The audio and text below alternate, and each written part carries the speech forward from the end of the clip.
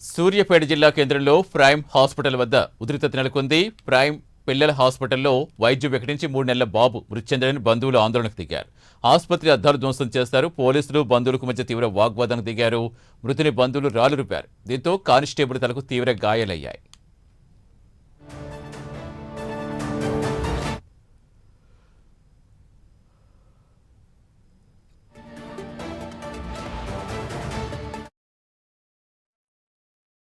మనిష వాళ్ళకు కుమారుడు ఆ బాలుని తీసుకు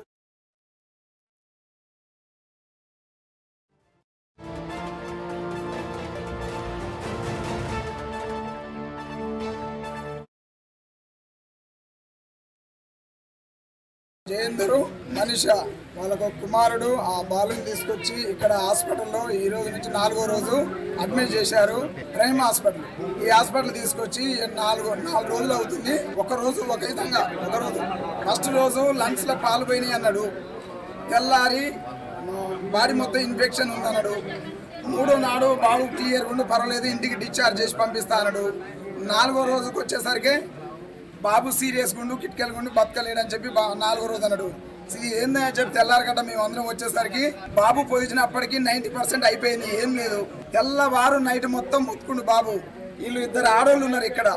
బాబు అమ్మమ్మ తల్లి వాళ్ళు ఉన్నారు.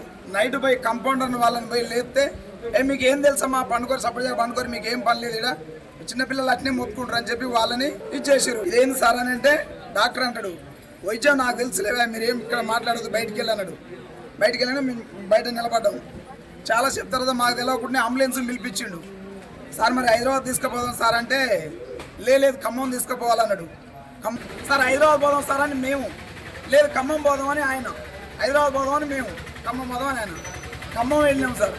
ఖమ్మం వెళ్ళినాక ఆడికి పోయినాక అంకూర్ హాస్పిటల్ తీసుకుపోయినాం.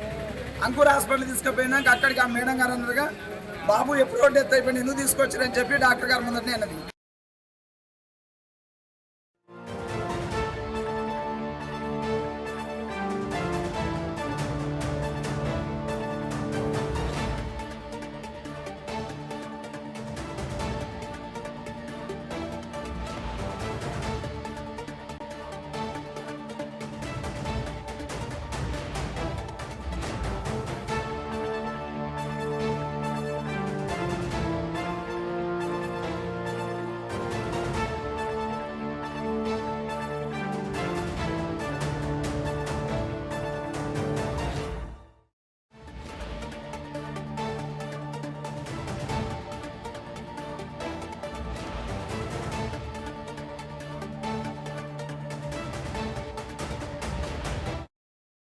సూర్యాపేట జిల్లా కేంద్రంలో ప్రైమ్ హాస్పిటల్ వద్ద ఉద్రిక్తత నెలకొంది. ప్రైమ్ పిల్లల హాస్పిటల్లో వైద్యం వికటించి 3 నెలల బాబు మృతి చెందాడని బంధువులు ఆందోళనకు దిగారు.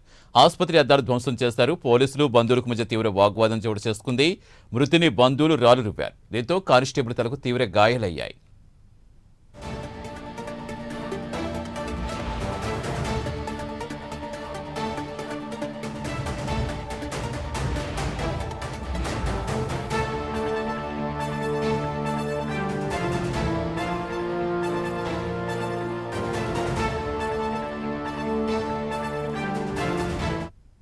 పూర్తి సమాచారం అందించేందుకు మా కరెస్పాండెంట్ ప్రవీణ్ జరుగుతారు. ప్రవీణ్, ప్రస్తుతం కానిస్టేబుల్ పరిస్థితి ఎలా ఉంది? అసలు ప్రైమ్ హాస్పిటల్ యాజమాన్యం ఏమైనా స్పందించిందా? సతీష్ చూసుకుంటే సూర్యాపేట జిల్లా కేంద్రంలోని ఒక ప్రైవేట్ హాస్పిటల్లో ప్రైమ్ చిన్నపిల్లల ప్రైవేట్ హాస్పిటల్లో వైద్యుల నిర్లక్ష్యంతోనే 3 నెలల బాలుడు మృతి చెందాడంటూ ఆరోపిస్తూ హాస్పిటల్ ఎదుట బంధువులు ఆందోళన చేపట్టారు. అయితే తుంగతుర్తి మండలం గుడితండకు చెందినటువంటి అయితే జాటోత్ జలంధర్ మనీష దంపతులకు మొదటి సంతానం కలగగా 4 రోజుల క్రితమే బాలుని జ్వరం రావడంతో సూర్యాపేట జిల్లా కేంద్రంలో ఉన్నటువంటి ఏదైతే చిన్నపిల్లల ఆసుపత్రి ఉంటుందో ఆ ఆసుపత్రికి వైద్యం చేయించడం కోసం తీసుకుని రావడం జరిగింది. అదేవిధంగా మొదటి రోజు మంచిగానే ఉన్నటువంటి బాలుడు 2వ రోజు నుంచి ఆరోగ్యం క్షీణిస్తుందని వైద్యులు పట్టించుకోకుండా తీరా ఆరోగ్యం విషమించడంతో ఖమ్మంకు తీసుకెళ్లాలని చూపించడంతో ఆ బంధువులు అయితే ఖమ్మం తీసుకెళ్లాలి లేదా హైదరాబాద్ తీసుకెళ్లాలని చెప్పారు. తీరా ఖమ్మం తీసుకెళ్లే రోజు బాలుడు అప్పటికే మృతి చెందాడని వైద్యులు తెలిపారు. అయితే ఆ ప్రైమ్ హాస్పిటల్ నిర్లక్ష్యంతోనే బాలుడు చనిపోయాడనే కోపంతోన అయితే అక్కడ ఉన్నటువంటి తమ బంధువులు ఎవరైతే ఉంటారో ఆ బంధువులు